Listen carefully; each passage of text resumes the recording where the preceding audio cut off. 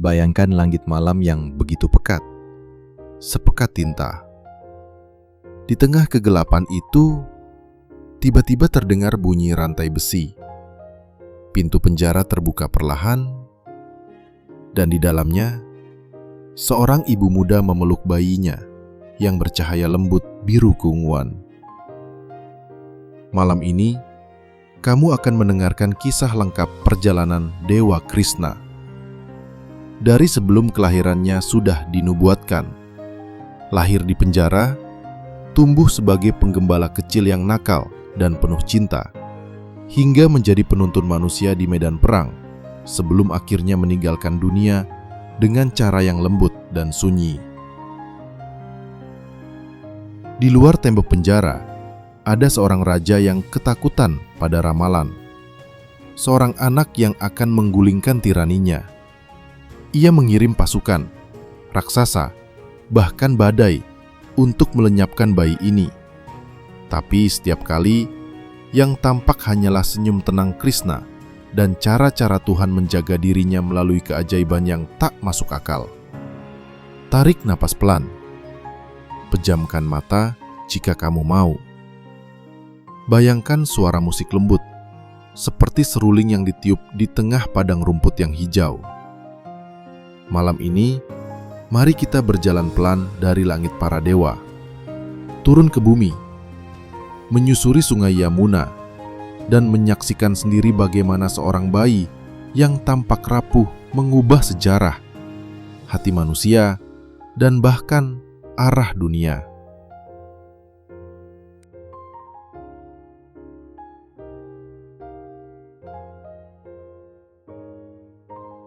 Sebelum nama Krishna diucapkan manusia, dunia sudah lama menanggung beban. Di bumi Bharata, dosa dan kezaliman menumpuk seperti awan hitam yang tak kunjung pecah. Raja-raja yang rakus, penguasa yang gila kekuasaan, perang yang tak perlu, dan tangisan orang-orang yang lemah menjadi doa yang naik ke langit memohon keadilan. Di antara para dewa, terdengar satu keluhan yang membuat langit bergemuruh. Ibu bumi sendiri digambarkan sebagai seorang wanita yang letih, datang menghadap kepada dewa-dewa, meratap karena beban kejahatan di atas punggungnya terlalu berat. Tubuhku retak oleh peperangan manusia dan keserakahan mereka. Begitu keluhannya kepada para dewa dan kepada Wisnu, penjaga keseimbangan semesta. Dewa Wisnu mendengarkan. Dalam keheningan kosmik, ia menyadari bahwa sudah saatnya ia turun bukan hanya sebagai kekuatan tak terlihat, tetapi sebagai manusia yang bisa disentuh, diperbincangkan, dicintai, dan diingat. Ia memutuskan untuk lahir ke dunia bukan sebagai raja langsung, tetapi sebagai seorang bayi kecil yang harus diselamatkan, dijaga, dan disembunyikan. Di kerajaan Mathura, ada seorang raja bernama Kamsa yang pada awalnya tidak tampak seperti penjahat. Ia hidup berdampingan dengan saudara perempuannya, Devaki, dan suami Devaki, Vasudeva. Namun, kekuasaan dan ketakutan merayap perlahan di dalam dirinya. Pada suatu hari, sebuah suara gaib meramalkan, "Kamsa, kehancuranmu akan datang dari putra Devaki." Sejak itu, ketakutan menjadi raja di dalam hatinya. Kamsa yang ketakutan berubah menjadi tiran. Ia memenjarakan Devaki dan Vasudeva, dan setiap kali Devaki melahirkan anak, Kamsa sendiri yang mengakhiri hidup bayi itu, satu persatu. Darah keturunan mereka seolah tak diberi kesempatan untuk bernapas. Namun, di langit, Wisnu telah mempersiapkan sesuatu. Dari rahim yang sama, pada waktu yang telah ditentukan, ia akan turun sebagai anak ke-8, anak yang tak bisa disentuh oleh ketakutan. Malam ketika dunia sudah terlalu lelah oleh kejahatan, langit menjadi saksi perjanjian baru. Wisnu akan lahir sebagai Krishna, dan lewat hidupnya, ia akan mengajarkan bahwa bahkan di tengah kekejaman, ada jalur lembut menuju pembebasan. Bukan hanya untuk satu orang, tetapi untuk banyak jiwa yang siap mendengarkan.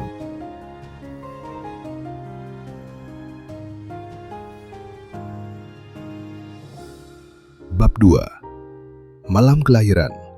Bayi di balik rantai. Pada malam kelahiran Krishna, langit Mathura seperti tertutup tirai tebal. Hujan turun perlahan, menyapu debu-debu jalanan. Di dalam penjara kerajaan, dinding-dinding batu yang dingin menjadi saksi sebuah kejadian yang tidak mampu dihentikan oleh manusia. Devaki kembali merasakan sakit melahirkan untuk ke-8 kalinya. Namun kali ini, ada sesuatu yang berbeda. Di dalam penjara yang sempit, sinar lembut mulai memenuhi ruangan. Rantai-rantai di tangan Vasudeva terasa dingin, tapi tidak lagi menyakitkan. Devaki di tengah rasa sakit, memandang sekeliling dan merasakan kehadiran yang menenangkan. Dewa-dewa yang dulu terasa jauh, kini seolah turun mendekat. Saat bayi itu lahir, tangisnya tidak memecah udara dengan keras. Tangisnya terdengar lembut, seperti suara seruling yang pertama kali menyentuh sunyi. Pada saat itulah, Devaki dan Vasudeva menyadari, ini bukan sekedar anak. Di hadapan mereka, dalam tubuh kecil yang menggigil lembut, ada kehadiran Wisnu sendiri. Dalam beberapa tradisi, dikisahkan bahwa Devaki dan Vasudeva sempat melihat wujud mulia Wisnu dengan 4 lengan, membawa sangka, cakra, gada, dan bunga teratai. Namun, Wisnu berkata lembut kepada mereka bahwa ia akan mengambil wujud bayi biasa agar bisa dirawat sebagai manusia. Mereka diminta menyembunyikannya, menyelamatkannya, dan membawanya ke sebuah desa jauh dari Mathura, desa para penggembala, di mana seorang wanita bernama Yasoda menantikan keajaiban yang lain. Malam itu, hal yang mustahil terjadi. Rantai di tangan Vasudeva terbuka begitu saja. Pintu penjara yang dijaga dengan ketat seolah tertidur. Penjaga-penjaga terlelap seperti diayun oleh tangan tak terlihat. Bahkan, kunci-kunci penjara seakan menyerah pada takdir yang lebih besar dari mereka. Di luar, sungai Yamuna sedang meluap oleh hujan. Namun, ketika Vasudeva menggendong bayi Krishna dan melangkah keluar dari penjara, air sungai itu terbelah pelan, memberi jalan. Di atas kepala, seekor ular besar dengan banyak kepala, dalam tradisi dikenal sebagai Sesa atau Ananta, membentangkan kepalanya sebagai payung, melindungi bayi dari hujan malam. Perjalanan itu sunyi, hanya suara air dan napas kecil seorang bayi yang baru saja tiba di dunia. Dunia tidak tahu, tapi malam itu, sejarah baru dimulai. Seorang raja kejam sedang tidur di istananya, sementara bayi yang dinubuatkan mengakhiri tiraninya sudah keluar dari penjara, mengarah ke takdir yang lebih luas dari seorang penguasa.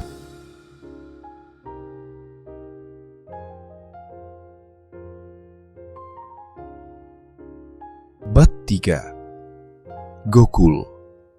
Bayi tertukar dan ibu yang tak menyadari. Desa Gokul adalah tempat yang sederhana. Rumah-rumah tanah, para penggembala sapi, anak-anak berlari tanpa alas kaki, dan suara lonceng sapi yang berdenting pelan di pagi hari.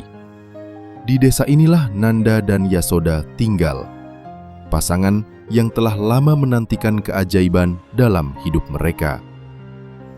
Pada malam yang sama, Yasoda melahirkan seorang bayi perempuan. Namun karena kelelahan, ia jatuh tertidur. Tak sadar bahwa sesuatu yang besar akan terjadi di kamarnya. Saat ia tertidur, Vasudeva masuk diam-diam, ditemani malam yang seakan menutup mata. Ia menukar bayi perempuan itu dengan bayi laki-laki, Krishna, dan meninggalkan Krishna di pelukan Yasoda. Bayi perempuan itu dibawa kembali ke penjara, menggantikan Krishna. Ketika Kamsa mendengar kabar bahwa Devaki melahirkan lagi, ia kembali datang, menjemput bayi ke-8 yang ditakutinya. Namun ketika ia mengangkat bayi perempuan itu, siap untuk mengulang kejahatan yang sama, bayi itu berubah. Dalam beberapa kisah, bayi itu menampakkan wujud ilahi, melompat dari tangannya dan berkata bahwa sang pembawa kehancurannya sudah lahir di tempat lain, aman dari genggamannya. Kamsa terkejut, marah, dan semakin tenggelam dalam ketakutan. Ia tidak tahu di mana anak itu berada, tapi ia tahu satu hal. Ia akan melakukan apa saja untuk menemukan dan menghancurkan bayi yang diramalkan akan mengakhiri hidupnya. Dari situlah perburuan dimulai. Sementara di Gokul, Krishna tumbuh sebagai bayi biasa, atau setidaknya tampak demikian. Yasoda, yang sama sekali tidak menyadari kisah besar di balik bayinya, hanya melihat seorang anak yang sangat ia cintai. Ia memeluk Krishna, menyusuinya, menimang-nimang tubuh kecilnya, dan merasa bahwa segala lelah dalam hidupnya hilang setiap kali ia menatap wajah kecil itu. Di antara kerutan lelah para penggembala, hadir satu senyum baru, senyum ibu yang menemukan dunia di dalam tatapan mata anaknya.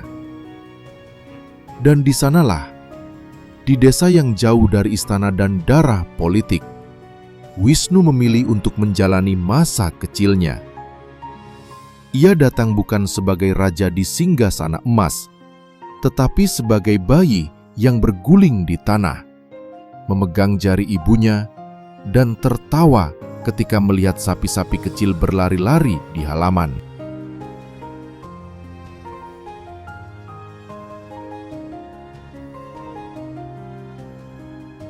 Bab 4. Kanak-kanak Krishna, tawa, nakal, dan cinta sederhana. Krishna kecil dikenal sebagai anak yang lincah, cerdas, dan sangat nakal, dengan cara yang membuat orang dewasa tertawa meski kesal. Ia suka mencuri mentega dari rumah-rumah para penggembala, mentega yang telah susah payah dikumpulkan dan disimpan tinggi-tinggi, tiba-tiba hilang entah kemana. Ketika para ibu penggembala mencari, mereka menemukan jejak kecil di lantai, dan tawa anak-anak yang tak bisa menyembunyikan rahasia di antara semua suara di desa. Suara tawa Krishna yang paling diingat. Ia memanjat, berkeliling, dan mengajak teman-temannya ikut serta dalam petualangan mentega. Namun, di balik kelucuan itu, ada sesuatu yang lebih halus. Krishna seolah mengajarkan bahwa hadiah terbesar bukanlah makanan atau harta, tetapi momen kebersamaan dan tawa yang tulus. Yasoda berulang kali mencoba menangkap basah putranya. Suatu hari, ketika ia akhirnya berhasil dan melihat mulut Krishna yang penuh mentega, ia memarahi dengan lembut. Tapi dalam beberapa tradisi, ketika ia meminta Krishna membuka mulutnya, yang ia lihat bukanlah mentega, melainkan kilasan kosmos, bintang-bintang, planet, dan seluruh semesta. Ia terdiam, bertanya dalam hati, siapakah sebenarnya anak ini? Namun, setelah momen itu berlalu, kehidupan kembali seperti biasa. Karena cinta seorang ibu seringkali lebih kuat daripada rasa ingin tahu metafisik, Yasoda memilih untuk mencintai Krishna sebagai anaknya, bukan memandangnya sebagai dewa yang jauh. Disitulah keindahannya. Tuhan yang memilih untuk dicintai sebagai anak kecil, bukan hanya disembah dari jauh. Krishna juga dekat dengan para gopi, para gadis penggembala. Namun masa kecilnya di Gokul juga dipenuhi bahaya. Kamsa yang tak tahu di mana Krishna berada, mengirim berbagai makhluk jahat dan raksasa untuk membunuhnya. Tapi setiap kali, ancaman itu berubah menjadi babak baru dari keajaiban. Bayi yang tampak lemah itu selalu selamat dalam cara yang mengejutkan. Di desa Gokul, hidup berjalan sederhana. Orang-orang bangun di pagi hari, menggiring sapi, memerah susu, menyiapkan makanan, dan bercengkerama.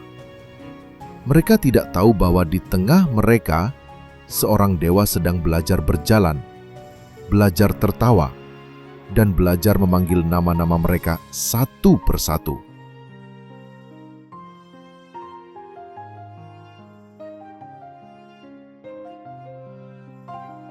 Bab 5. Krishna dan para raksasa, ancaman yang selalu terlambat. Ketakutan Kamsa melahirkan berbagai rencana kejam. Ia mengirim berbagai makhluk untuk membunuh Krishna, tanpa tahu persis di mana ia berada. Namun, dalam kisah-kisah yang diturunkan secara tradisi, musuh-musuh ini selalu menemukan jalan menuju tempat Krishna berada, dan berakhir bukan sebagai pembunuh, tetapi sebagai tangga bagi Krishna untuk menunjukkan siapa dirinya. Salah satu yang terkenal adalah Putana, seorang raksasa yang menyamar sebagai wanita cantik. Ia datang ke Gokul membawa racun di dadanya, berniat menyusui Krishna dengan susu beracun. Orang-orang desa memujinya sebagai tamu, tak mengetahui niat buruknya. Ketika ia menggendong Krishna dan menawari susu, semua mengira itu momen hangat. Namun, bayi yang digendongnya bukan bayi biasa. Krishna meminum susu itu tanpa ragu, tetapi bukan ia yang mati, melainkan Putana. Dalam sebagian tradisi, dikatakan bahwa Krishna tidak hanya menyerap racun di tubuhnya, tetapi juga menyerap segala kegelapan di hati Putana, melepaskannya dari karma buruknya. Ketika tubuh raksasa itu kembali ke wujud aslinya dan tumbang, desa terkejut. Tapi Krishna tetap tersenyum, seolah ia baru saja selesai menyusu pada ibunya sendiri. Ada pula kisah raksasa yang datang dalam wujud kereta, binatang, dan makhluk-makhluk lain. Setiap kali, Krishna menaklukkannya dengan cara yang tidak wajar untuk usia seorang anak kecil. Bagi dunia, ini adalah keajaiban. Bagi Krishna, ini hanyalah konsekuensi dari takdir. Kegelapan tak bisa menghentikan cahaya yang sudah memutuskan untuk turun. Di sela-sela ancaman, hidup tetap berjalan.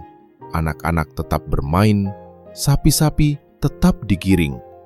Tetapi bagi mereka yang peka, mereka mulai bertanya, mengapa begitu banyak bahaya yang datang, namun selalu berhenti di sekitar anak kecil ini?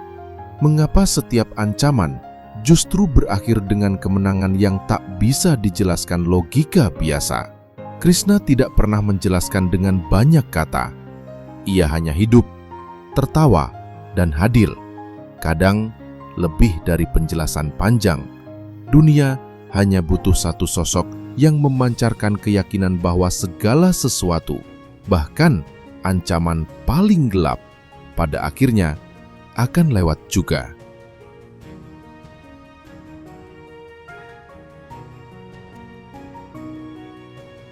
Bab 6.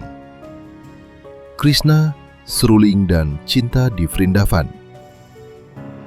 Ketika Krishna mulai beranjak remaja, ia dikenal bukan lagi sekedar pencuri mentega, tetapi juga sebagai pemain seruling yang membuat hutan Vrindavan berubah menjadi tempat yang nyaris tak nyata. Setiap kali ia meniup seruling, sapi-sapi berhenti makan. Angin melambat, sungai seolah mendengarkan, dan hati-hati manusia yang resah menjadi tenang. Para gopi, para gadis penggembala, sering digambarkan begitu terpikat oleh suara serulingnya. Bukan hanya karena ketampanannya, tetapi karena sesuatu di dalam nada-nada itu seperti memanggil nama terdalam mereka. Dalam tradisi bakti, Ini dilihat sebagai simbol jiwa manusia yang dipanggil oleh suara Tuhan dan merespons dengan cinta yang melampaui aturan, kata-kata, dan batasan. Di antara semua gopi, nama Radha menjadi sangat istimewa.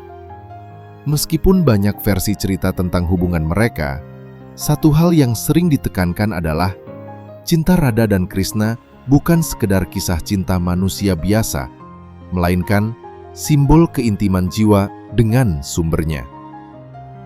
Radha mencintai Krishna dengan cara yang total, seakan tidak ada lagi jarak antara pencinta dan yang dicintai. Di Vrindavan, malam yang paling diingat adalah malam-malam rasa lila, tarian kosmik di bawah cahaya bulan. Di sini, digambarkan bahwa Krishna menari bersama para gopi, dan bagi masing-masing gopi, ia seolah hadir sebagai satu-satunya pasangan. Satu sosok hadir berulang kali untuk menunjukkan bahwa Tuhan dapat hadir bagi setiap jiwa, seolah hanya ada mereka berdua. Namun, meski penuh keindahan, masa Vrindavan bukanlah masa yang abadi. Ini adalah masa yang manis seperti madu, tapi harus disimpan sebagai kenangan ketika tugas-tugas besar menunggu di tempat lain. Seperti masa kecil kita sendiri, tak bisa diulang, hanya bisa dikenang sebagai sumber kekuatan ketika hidup mulai menjadi rumit.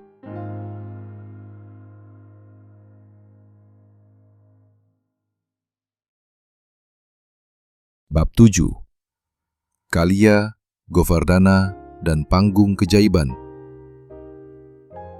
Dua peristiwa besar di masa remaja Krishna menunjukkan perannya sebagai pelindung. Kisah Kaliya dan Bukit Govardhana. Di Sungai Yamuna, ada seekor ular raksasa bernama Kaliya yang meracuni air sungai. Ikan-ikan mati, hewan yang minum dari sana teracuni, dan sungai yang dulu menjadi sumber hidup perlahan berubah menjadi sumber bahaya. Orang-orang Vrindavan ketakutan, tapi juga pasrah, karena apa yang bisa dilakukan manusia melawan racun seekor naga? Krishna berbeda. Ia melompat ke sungai, menghadapinya. Dalam kisah-kisah tradisi, ia menari di atas kepala Kaliya dengan lincah dan penuh wibawa. Setiap langkah kakinya seperti menekan keangkuhan ular raksasa itu. Pada akhirnya, Kaliya menyerah dan Krishna memberinya kesempatan. Pergi, tinggalkan sungai ini. Jangan lagi mengotori tempat hidup manusia. Dalam kisah ini, banyak orang melihat simbol. Racun Kaliya adalah racun di dalam hati. Amarah, iri, takut, dan Krishna menari di atasnya, bukan untuk menghancurkan kita, tetapi untuk menjinakkan racun itu agar kita bisa hidup lebih jernih. Peristiwa kedua adalah ketika penduduk Vrindavan bersiap menyembah Dewa Indra, penguasa hujan. Krishna mengajukan pertanyaan sederhana. Mengapa mereka tidak bersyukur pada bukit tempat mereka menggembala, pada tanah yang memberi rumput, pada bukit Govardhana yang melindungi mereka? Ia mengajak mereka mengalihkan ritual ke bukit itu sebagai bentuk penghormatan pada alam yang ada tepat di depan mata. Indra marah. Ia menurunkan hujan badai yang luar biasa, berniat menghancurkan Vrindavan. Namun, Krishna mengangkat bukit Govardhana dengan satu jarinya, menjadikannya seperti payung raksasa, tempat seluruh penduduk dan hewan berlindung. Selama berhari-hari, badai itu tak mampu menyentuh mereka. Pada akhirnya, Indra menyadari kesombongannya dan badai berhenti. Dalam diam, ia mengakui ada sesuatu yang lebih tinggi dari kekuasaannya. Krishna tidak menghina Indra. Ia hanya menunjukkan bahwa Tuhan tidak menginginkan pujian buta, tetapi kesadaran yang lembut. Bahwa pelindung sejati tak pernah jauh, bahkan ketika badai tampak sangat dekat.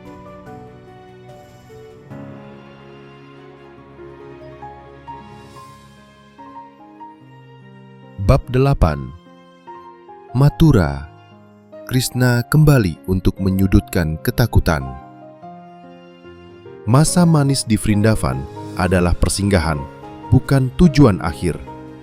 Suatu hari, kabar dari Mathura sampai ke telinga Krishna. Kamsa masih berkuasa, rakyat masih tertekan, dan orang tua kandungnya, Devaki dan Vasudeva, masih dalam penjara. Tiba saatnya Krishna memenuhi bagian ramalan yang paling menakutkan bagi Kamsa, tetapi paling dinantikan oleh yang tertindas. Ia harus kembali ke Mathura, menghadapi raja yang selama ini memburunya, dan mengakhiri tiraninya. Bersama saudaranya Balarama, Krishna berangkat, tidak dengan pasukan, tetapi dengan keberanian dan kejelasan hati. Di Mathura, Kamsa mencoba menjebak mereka. Ia mengundang Krishna dan Balarama ke arena gulat, berniat membuat mereka terbunuh di depan umum. Namun, seperti biasa, rencananya berbalik. Krishna dan Balarama mengalahkan para pegulat kuat yang dikirim untuk melawan mereka. Dalam kekacauan itu, Krishna melompat ke arah Kamsa. Tak ada pertarungan panjang. Dalam banyak tradisi, Krishna hanya menarik Kamsa dari singgasananya dan mengakhiri nyawanya. Tiran yang selama ini hidup dalam ketakutan mati bukan karena ramalan yang tiba-tiba terjadi, tetapi karena ketakutannya sendiri yang membuatnya berulang kali mencoba melawan sesuatu yang tak bisa ia pahami. Setelah Kamsa tumbang, penjara-penjara dibuka. Devaki dan Vasudeva dibebaskan. Pertemuan mereka dengan Krishna bukan pertemuan ibu dan ayah kandung dengan anak yang baru lahir, tetapi pertemuan dengan anak yang telah tumbuh, menjalani masa kecil di tempat lain, dan kini kembali sebagai pembebas. Namun, kisah Krishna tidak berhenti pada pembebasan satu kota. Seperti hidup manusia, setelah satu masalah selesai, pintu lain terbuka. Setelah Mathura, ada Dwarka. Setelah Dwarka, ada perang besar yang akan mengguncang dunia. Perang di Kurukshetra.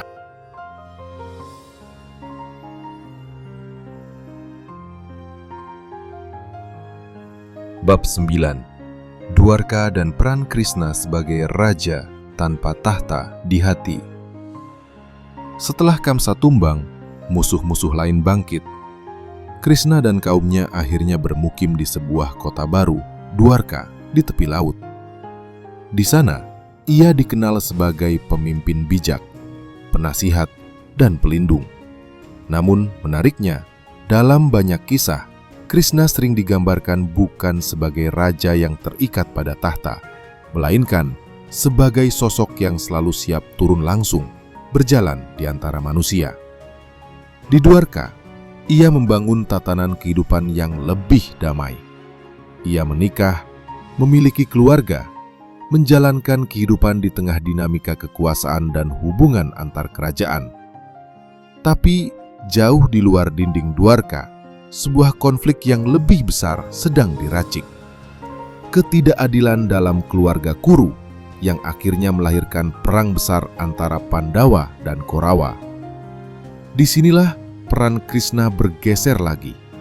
Ia bukan lagi bayi di penjara, bukan lagi penggembala pencuri mentega, bukan sekadar penari seruling di tengah hutan.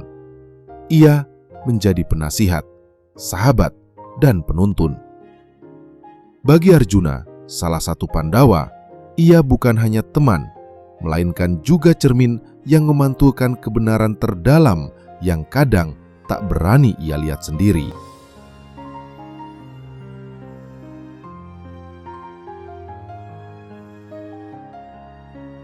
Bab 10. Bhagavad Gita. Kata-kata di tengah medan perang. Di medan perang Kurukshetra, sebelum perang dimulai, Arjuna mengalami kegelisahan yang sangat manusiawi. Saat ia melihat bahwa pihak yang akan ia lawan bukan hanya musuh asing, tetapi juga kerabat, guru, dan orang-orang yang pernah ia hormati, ia gemetar. Ia bertanya, apa gunanya kemenangan jika harus dibangun di atas darah orang-orang yang aku cintai. Disinilah Bhagavad Gita lahir, bukan sebagai buku, tapi sebagai percakapan langsung antara manusia yang bimbang dan Krishna yang duduk sebagai kusir keretanya. Krishna tidak memaksanya. Ia tidak berkata, "Kau harus perang karena aku dewa." Sebaliknya, ia mengajak Arjuna melakukan perjalanan ke dalam dirinya sendiri, mengingat tugasnya, memahami hakikat jiwa, membuka pandangan tentang hidup dan mati, dan melihat bahwa jiwa tidak musnah ketika tubuh jatuh. Krishna menjelaskan bahwa melakukan tugas dengan penuh kesadaran tanpa terikat pada hasil adalah jalan menuju kebebasan batin. Ia mengajarkan bakti, pengabdian, karma, tindakan yang benar, dan jnana, pengetahuan.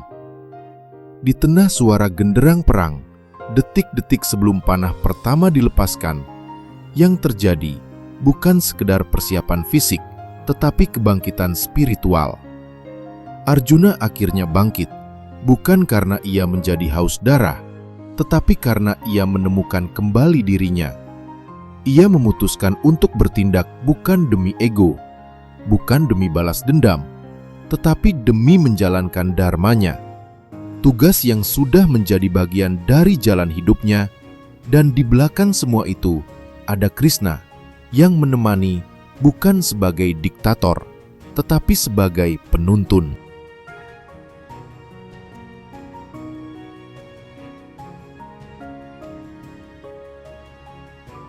Bab 11. Mendekati senja, keruntuhan klan, dan langkah-langkah terakhir.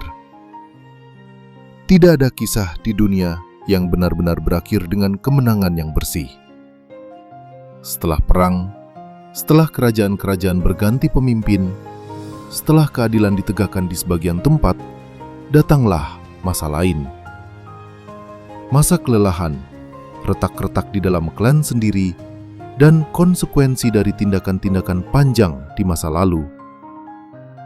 Dalam banyak tradisi, diceritakan bahwa klan Yadawa, keluarga besar Krishna, akhirnya mengalami konflik internal yang berujung pada kehancuran, seperti api yang awalnya digunakan untuk penerangan, tetapi akhirnya membakar rumah.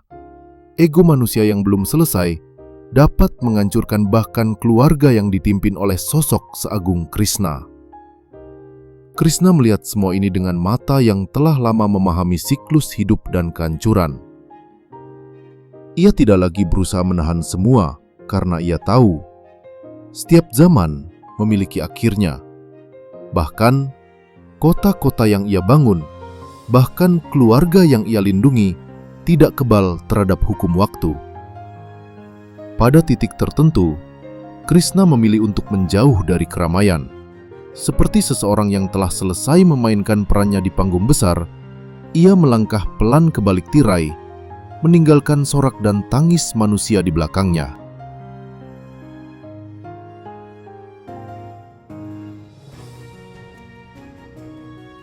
Bab 12. Kegagalan panah, kesempurnaan, keheningan. Akhir kehidupan Krishna. Dalam salah satu versi kisah tentang akhir hidupnya, diceritakan bahwa Krishna duduk sendirian di hutan, bersandar pada batang pohon. Tubuhnya terlihat seperti tubuh manusia biasa yang telah lelah. Ia tidak dikelilingi oleh arak-arakan besar. Tidak ada pasukan yang mengawal, tidak ada istana yang memayungi. Hanya hutan, angin, dan keheningan. Seorang pemburu bernama Jara melihatnya dari kejauhan. Dari sudut pandangnya, ia mengira kaki Krishna yang tampak di antara semak sebagai hewan buruan. Tanpa sadar siapa yang ia bidik, ia melepaskan panah.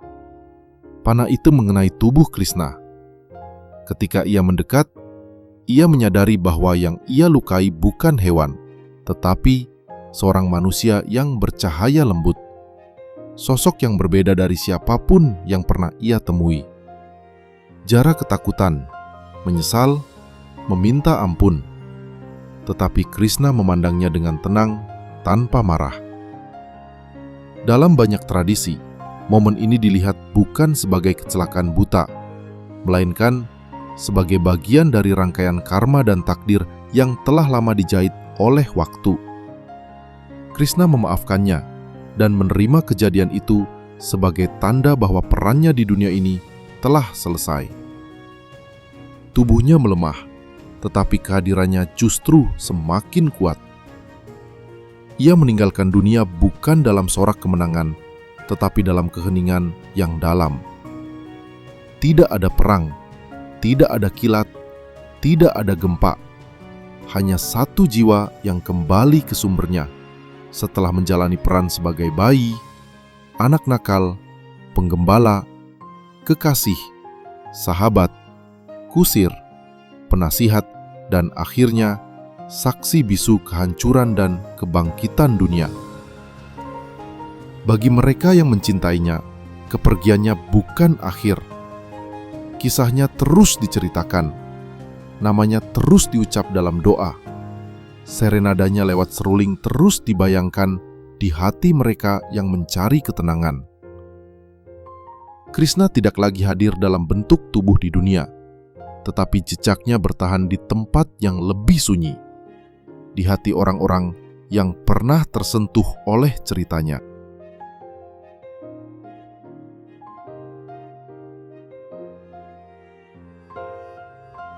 Penutup, narasi untuk malam yang tenang. Dan malam ini, mungkin kamu adalah salah satu dari mereka. Kamu yang mendengarkan kisah panjang ini sambil berbaring, sambil menutup mata, sambil membiarkan hidupmu sendiri terpantul di perjalanan seorang dewa yang lahir, tumbuh, dan pergi seperti manusia. Krishna mengajarkan bahwa bahkan di penjara paling gelap, sebuah kelahiran bisa membawa harapan. Di tengah ancaman, tawa dan mentega curian bisa menjadi doa yang sederhana. Di tengah perang besar, percakapan jujur dengan diri sendiri adalah senjata utama. Dan bahkan akhir hidup yang tampak sepi bisa menjadi pintu paling damai menuju pulang. Tarik napas pelan, hembuskan. Bayangkan, suara seruling lembut mengiringi sisa malammu. Jika kamu tertidur di tengah cerita, itu tidak apa-apa. Mungkin di suatu tempat di dalam mimpimu ada seorang penggembala kecil yang tersenyum, membawa sepotong mentega dan berkata pelan, "Tak apa lelah, kamu sudah berjalan jauh. Istirahatlah sebentar. Aku di sini."